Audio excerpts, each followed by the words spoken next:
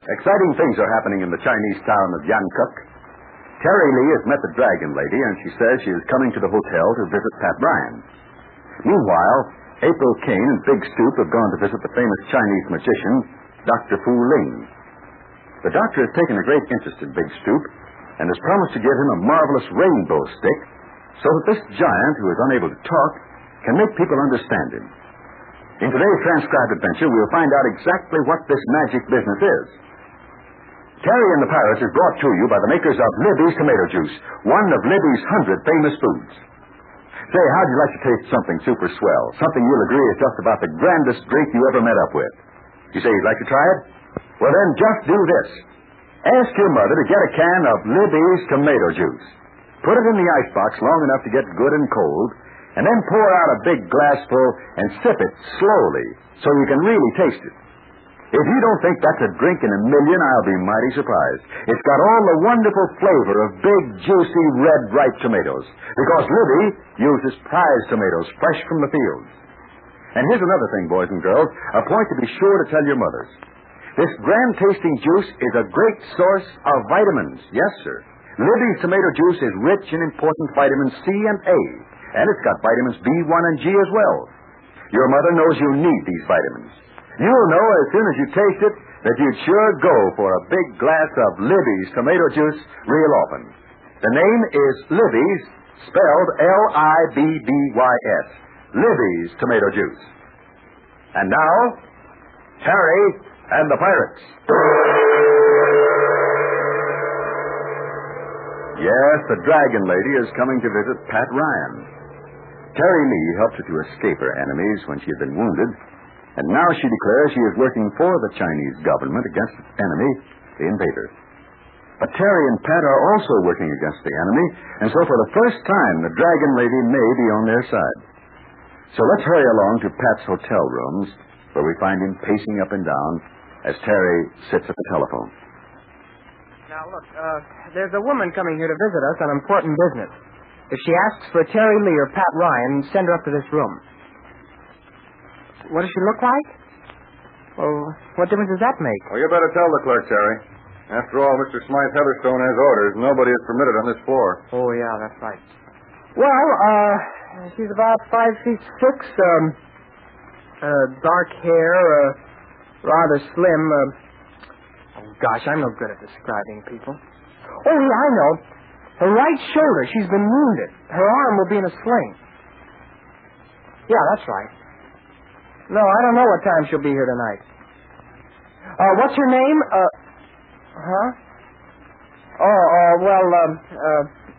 You'd better let me call you back. Yeah. Yeah, I'll call you back. What's her name? Gosh, I could say it was the Dragon Lady. You can't give a name like that to the hotel clerk. You'd think you were crazy. Yeah, I know. Say, what is her name? I never did know. Huh? I wonder if anybody does. Well, people just don't go through life without a name. Well, it looks like she did. Oh, there she is now. Now, look, Pat, remember what I said. I think she's playing on the square. Well, she'll have to prove it to me. Well, didn't you wire the Army headquarters to find out if she was doing Secret Service work? Plenty of time for that. If she's working for the Chinese government, she'll have some form of identification. Well, if you or I, well, we're working for the Chinese government. we lost everything. Passports and the whole works, and we spent the best part of one night out there in the bay. Remember? I'll get it. We'll soon find out if it's... Well? Please, I have a message. All right, let's have it. Who is it, Pat? An old gal with a message. Who's it from? I don't know. Put on some light and I'll read it. Come on in, shut the door. Where'd you say you were from? It's from Dragon 15 Waterside. I don't get it. Well, read the note. Hey, look at this. Looks like all our worry about the Dragon Lady was for nothing. She says she can't be here. Let's see. See, as soon as she found out we knew about her and knew she was in Yancock, she ran out. She didn't trust us anymore. We trusted her. Oh, I can't believe it, Pat. For all she trusted me enough when she asked me to help her, I could have turned her over to the police or the Army even then. Well, here's the note. Well, let's ask this old woman what she knows. Oh, not this one. She's 80 if she's a day. I'll bet she hasn't sense enough to pound sand in a knothole. You're not very complimentary, Mr. Ryan. Why, Pat, this the Dragon Lady. As for trusting me, I also wish to make sure that I can trust you. I believe I can. Well, you don't look any more like the Dragon Lady than I do. That's a swell makeup. Terry Lee, telephone down to the hotel desk. Tell them the woman you are expecting will not arrive this evening. All right. That certainly is a wonderful disguise. Terry tells me that you're working with the Secret Service Department of the Chinese Army. You do not believe? Well, if you are, then we have something in common. But first, Mr. Ryan requires identification, is it not so? As the most dangerous woman in China, you can't expect me to take you at your word. I am afraid you will have to take my word, Mr. Ryan. You better keep out of the way of Big Stoop. He's in town. If he ever gets his hands on I you... am hated by much more important people in this town. I knew of two men, both of them enemies of each other, yet both wish to destroy me. Well, Terry told me about your trouble with Baron Duplexis. I understand he's in Yankuck. He wants to get rid of me. He and his hired killers. The other man, I fear a great deal more. You don't by any chance mean me? You and I are on the same side at the moment.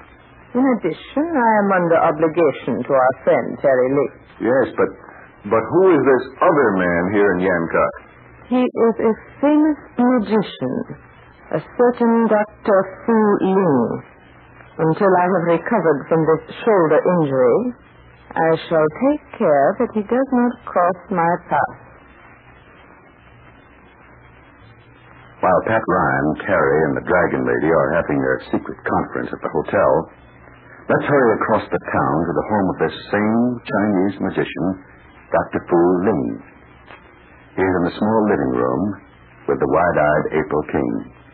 Standing uncomfortably nearby is the 7-foot smiling Chinese giant, Big Stoop. I can't for the life of me see how a rainbow stick, even if it is magic, can help Big Stoop. But you shall see. Perhaps if I explain all this another way, you might understand.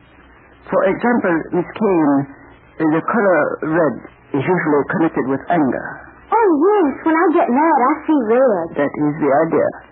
Now, the color blue, for example, is... Oh, of course. When you're blue, you're blue. I mean, you don't feel happy. Yes, quite right. And then take the other color, yellow. Yellow is usually associated with cheerfulness, light, and sunshine. Oh, that's right. And the color green is associated with a calm spirit, or as we Chinese would say, tranquility. Gracious, that's a big word. I'd just rather say green. So then, if Big Stoop here, if he could write or draw pictures using these different colors, he could express himself most clearly, yes? Oh, I see. If you was mad, you could write in red. Or if you was blue, you could write in... Oh, that's wonderful. And now you shall see the rainbow stick at work, right before your own eyes. Miss Kane, will you kindly hold up that large pad of white paper? It is right there on the table. I have it here. You want me to hold it up so you can write on it? Yes, if you please. And please to stand here. Just hold the pad of paper steady. That's it. Now, Miss Kane, and you too, Big Stoop. What you see in my hand looks like an ordinary pencil. Sure it does. A regular pencil. Yeah, but sometimes the eye is deceived. You will watch closely, please.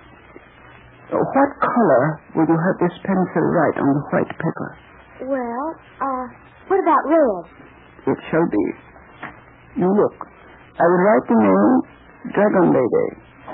D-R-A-G-O-N-L-A-D-Y.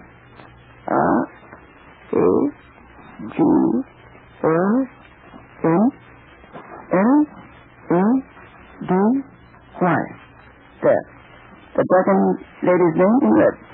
Now choose another. Green? Please to observe very carefully. I do not change pencils. I shall write your name in green, like this.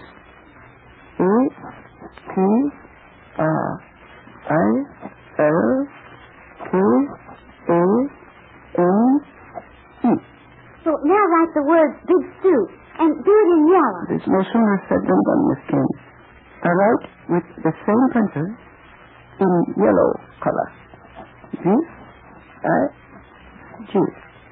S-T-O-O-P. Big Stoop, did you see that? What color do you want him to write, Stoop? In blue? He nods yes. You have had red, green, yellow, and now blue. Oh, that's wonderful. And all with the same pencil. Now, I bet I can catch you on that trick. Perhaps. But my ancestors have said even the easily fooled turtle does not put his neck out twice. Mm-hmm. What do you wish this unusual pencil to do? I want to see you write all the colors of the rainbow at once. Oh. So, Miss Connie, you don't believe that can be done?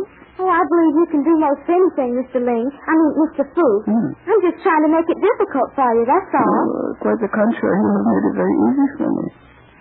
Watch this pencil closely now. I would write your name in all colors.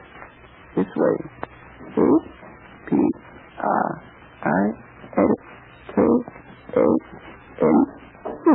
Why, you idiot. Every color's there.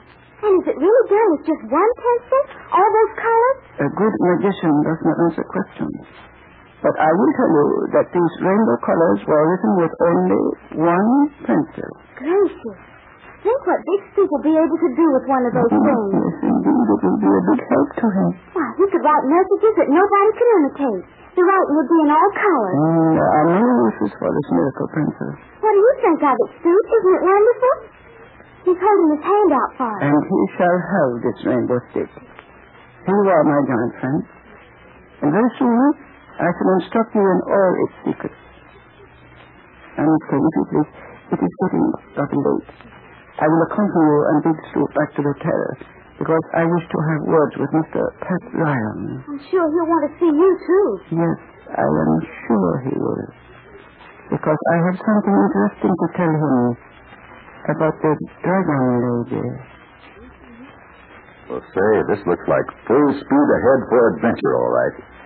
But I'd like to know more about Big Stoop's new rainbow stick or pencil, wouldn't you? That amazing color pencil is going to play a big part in the thrilling adventure to come, as we'll hear in just a moment. Remember, boys and girls, you're going to ask your mother to get some of that swell-tasting Libby tomato juice.